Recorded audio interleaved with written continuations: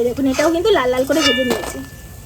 এই দেখুন ভেতরটাও দেখুন, ভালো হয়েছে না? খুব সুন্দর হয়েছে। নমস্কার বন্ধুরা, আপ্যায়নের আরও একটি ভিডিওতে আপনাদের অনেক অনেক স্বাগত। তো বাজারে তো এখন কাঁচা আমের সিজন প্রায় শেষ বলতে গেলেই চলে, আর বাজারে কিন্তু প্রচুর পরিমাণে নতুন নতুন পাকা আম উঠেছে। তো ভাবলাম সেই পাকা আম দিয়ে আপনাদের কিছু একটা করে আজকে দেখাই, তাই জন্য আজকে আমরা বানাবো পাকা আমের ফুলুরি। তাহলে চলুন পাকা আমের ফুলুরি আমরা কিভাবে করি আপনারা দেখতে থাকুন। এই দেখুন, এই বছর প্রথম পাকা আম নিয়ে এসেছি। সবার প্রথমে এই দুটো আম যেগুলো, এগুলো আমার বাবা এনেছিল বাজার থেকে। তো তার মধ্যে দুটো আমই রয়েছে, আর এই তিনটে আম যেগুলো, এগুলো কিন্তু সব গাছ পাকা আম। দেখুন কি সুন্দর পড়ে ফেটে গেছে। আর এই গাছ পাকা আমগুলো কিন্তু দারুণ মিষ্টি হয়। এখানকার গাছের আম ভীষণ ভীষণ মিষ্টি, এগুলো হিমসাগর। সবার প্রথমে এই আমগুলো ভালো করে ধুয়ে আগে কেটে নিই।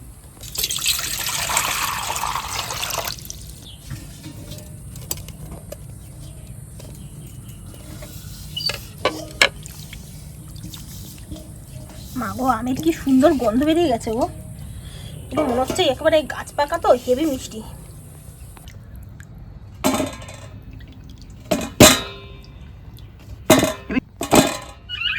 এটা হচ্ছিল সিঁদুরে আম।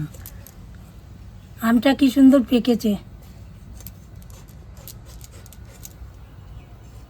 এই যে গরমের দিন এখন আম আসলো, এই আম প্রতিদিনই প্রায় 1 কিলো 1.5 কিলো আম আমাদের বাড়িতে আসবে।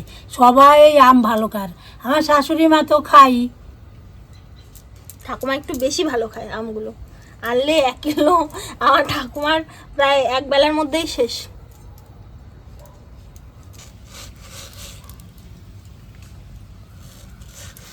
আমগুলো আমি কেটে নিচ্ছি ছোট ছোট করে, যাতে মিক্সিতে ঘোরাইতে পারি।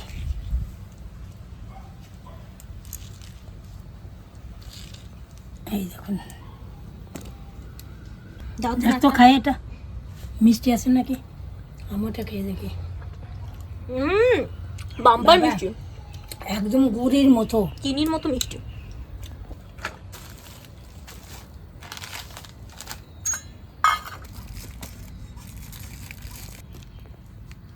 এখন এই টুকরো করা আমগুলো আমি একটা মিক্সিং জারের মধ্যে নিয়ে নিচ্ছি।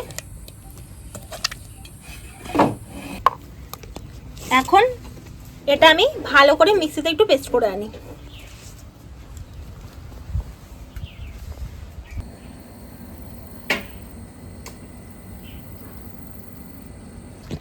এই দেখুন, আমটা কত সুন্দরভাবে কিন্তু আমি পেস্ট করে এনেছি।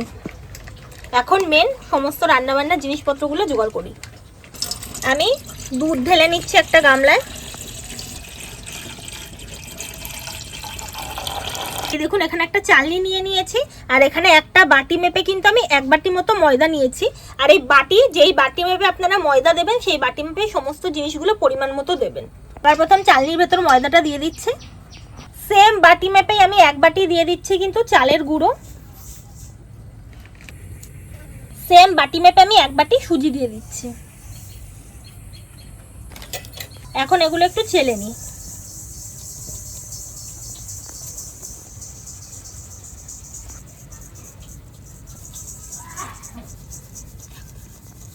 এক বাটি পরিমাণ আমি চিনি এখানে ব্যবহার করছি।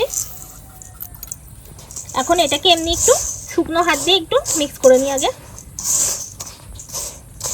এখন আমি এর ভেতরে দেবো কিছুটা পরিমাণে মৌরি, আর এর ভেতর মৌরি দিলে কিন্তু মুখে পড়লে ভীষণ সুন্দর লাগবে খেতে।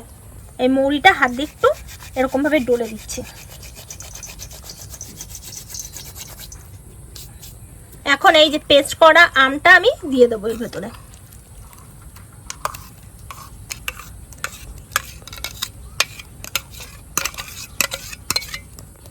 এখন হাত দিয়েই কিন্তু আমি এই সমস্ত উপকরণগুলো একটু মেখে নেব।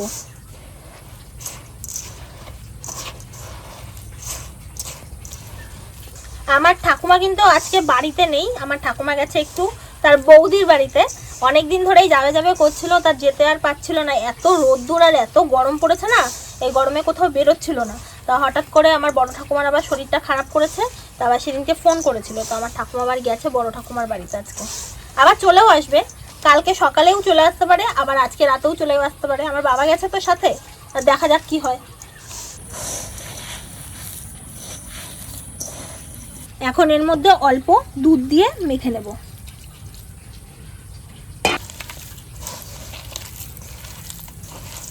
মা একটু দুধ লাগবে, দাও তো।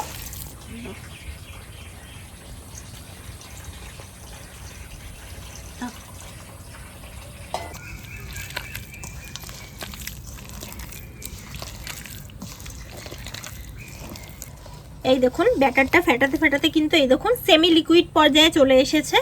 তো এত অবধি আসার পরেই কিন্তু আমরা এটাকে ঢেকে মোটামুটি আধা ঘন্টার জন্য রাখতে দেবো, যেহেতু এর ভেতর সুজি রয়েছে। তো সুজিটা একটু ফুলে উঠবে, তো আধা ঘন্টার জন্য একটু ঢাকা দেবো। তারপর আবার যদি লাগে তাহলে দুধ দেবো।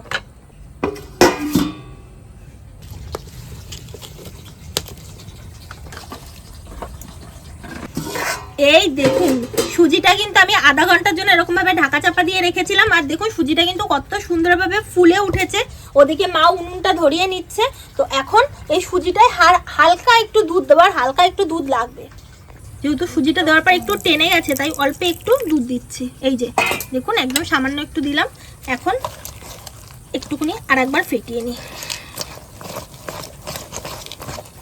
এখন কড়াইটা আমি বসিয়ে দিচ্ছি।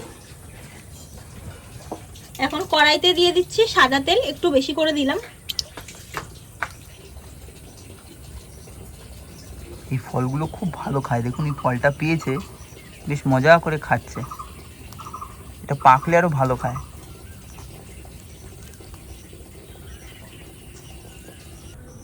তেলটা কিন্তু ভালোভাবে গরম করে নিয়েছি। এখন এর মধ্যে ফুলুরিগুলো ভেজে নেব।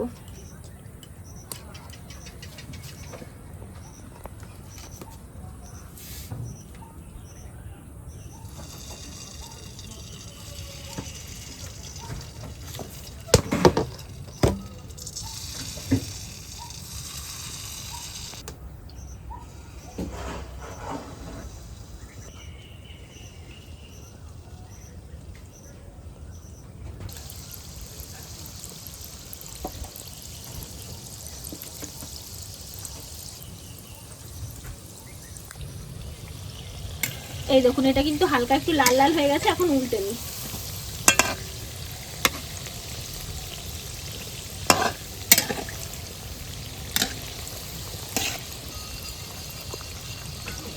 আইসক্রিম দাদু এসছে না মা?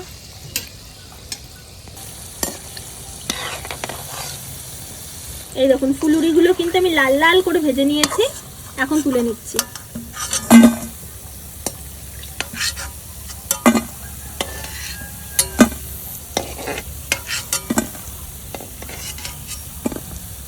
সেম ভাবে আমি বাকি ফুলুরিগুলোও ভেজে নিচ্ছি। আর ফুলুরি ভাজার সময় কিন্তু আঁচটা একটু কম দেবেন।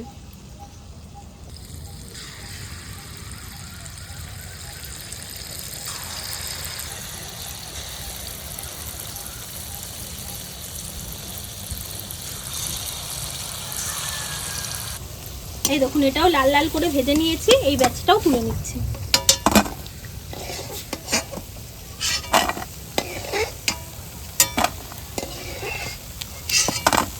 আমার সব ভাজা হয়ে গেছে।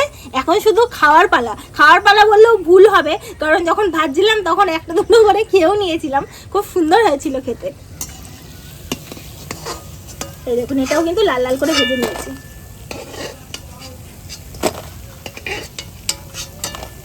এই দেখুন আমাদের পাকা আমের ফুলুরিগুলো কিন্তু কত সুন্দর তৈরি হয়ে গেছে। সবকটা ফুলুরি তো ভেজে নিয়েছি। এখন একবার খেয়ে দেখি কিরকম হয়েছে। ধরো মা, তুমি তো খাওনি, আমি তো খেয়েছি। দাও, ধরো, দেখো কেমন লাগে।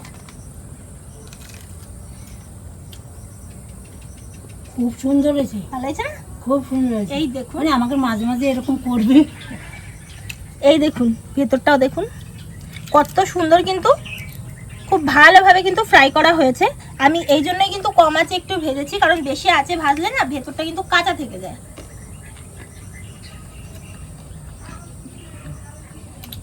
ভালো হয়েছে না? খুব সুন্দর হয়েছে।